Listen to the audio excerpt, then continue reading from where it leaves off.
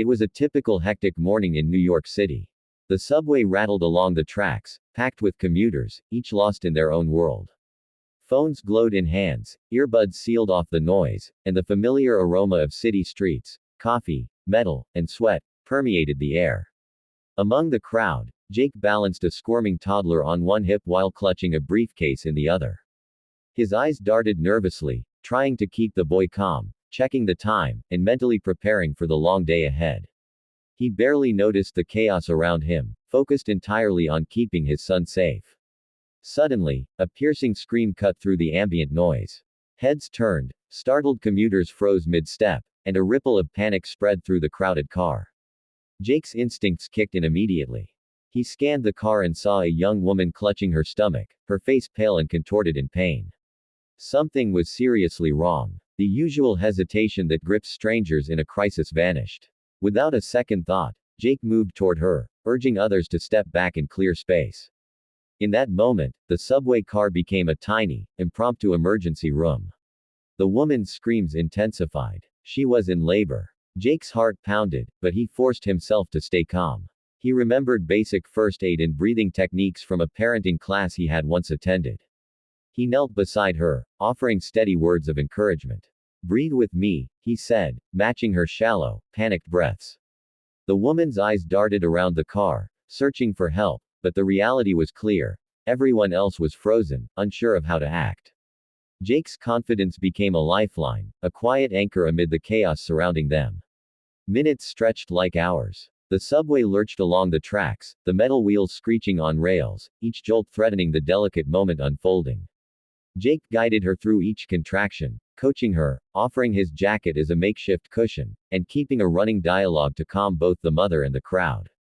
Commuters began whispering words of encouragement, some fanning the woman, others handing over water. Despite the fear, the energy in the car shifted. A collective effort, led by one determined single dad, created an atmosphere of support where panic once reigned. Then, almost imperceptibly, the moment came. The baby began to emerge, and Jake stayed by the mother's side, steadying her and himself against the shaking subway floor. Time seemed suspended. Passengers held their breath, some tears forming as they realized the magnitude of what was happening. And then, with a final push and a collective gasp, the cries of a newborn filled the car. Relief, wonder, and awe swept over everyone simultaneously. Jake, trembling with adrenaline, gently lifted the tiny infant into his hands, feeling the miraculous weight of new life. Paramedics arrived minutes later, navigating through the now hushed subway car. They took over swiftly, but Jake lingered for a moment, staring at the tiny face of the newborn. Her cries were strong, healthy, and piercing, the sound of life itself. The mother, exhausted and overwhelmed, looked at Jake with tearful gratitude. Strangers in the car offered congratulations, smiles, and pats on the back. What had begun as an ordinary commute had transformed into a moment of extraordinary humanity. In the middle of the city's relentless rush, a single man's calm courage had made the impossible possible. As the subway continued on its journey, life inside returned to its usual rhythm. Phones returned to faces, headphones went back in ears, and commuters whispered among themselves about what had just happened. Jake held his toddler a little tighter, his mind still processing the day's events. He had not sought recognition. Nor did he need it. But as he watched paramedics carry the mother and child away, he realized something profound. In moments of crisis, ordinary people could become heroes. And in that chaotic New York morning, Jake had done just that, changing 2 lives forever.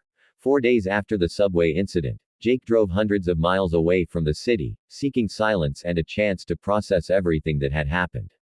The highway stretched before him like an endless ribbon, surrounded by the stark, sun-baked desert of New Mexico.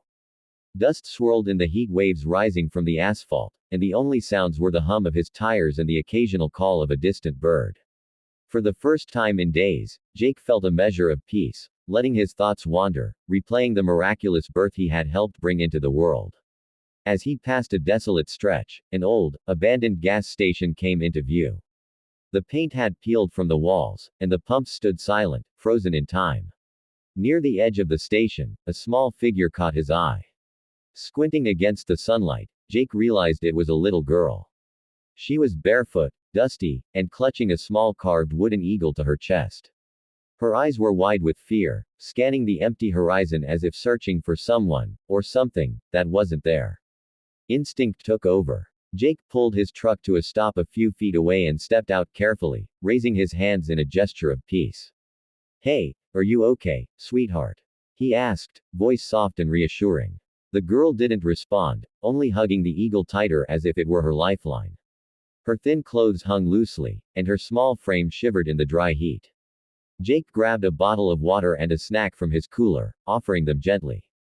She hesitated for a long moment before taking them, her eyes wary but slowly softening. Sitting on the cracked curb with her tiny hands in his, Jake tried to make conversation, though words felt inadequate. Where are your parents? Are you hurt? The girl remained silent, her gaze fixed on the horizon. Jake understood that trust wouldn't come quickly. Yet in the silence, a fragile connection began to form, built on gestures, food, and shared quiet moments. He realized that sometimes care isn't spoken, it's shown. For a long time, they simply sat under the unrelenting sun, sharing water, shade, and a sense of human presence neither had expected. Night fell, and Jake insisted she come with him to a nearby motel for safety. The little girl reluctantly agreed, clutching the eagle as if it were her only anchor in the unknown world. They drove in silence, the desert bathed in moonlight, shadows stretching across the sand. Jake reflected on the subway incident, on how ordinary moments could suddenly demand extraordinary courage. Here he was again, called to act, and again he had no preparation, only instinct. Yet he felt an undeniable certainty that this was exactly where he needed to be.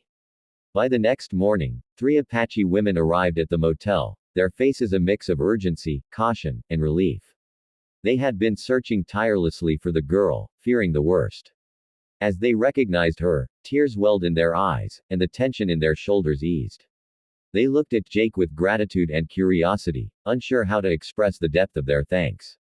The girl clung briefly to their skirts but then turned to Jake, a silent acknowledgement that he had been her protector, her unexpected savior, in those terrifying hours. Jake watched them leave, the girl safe in their care, and felt a mixture of relief and quiet wonder. His life, which he had thought ordinary, had been punctuated by moments of profound responsibility. From the subway to the desert, heroism had found him in the most unexpected places.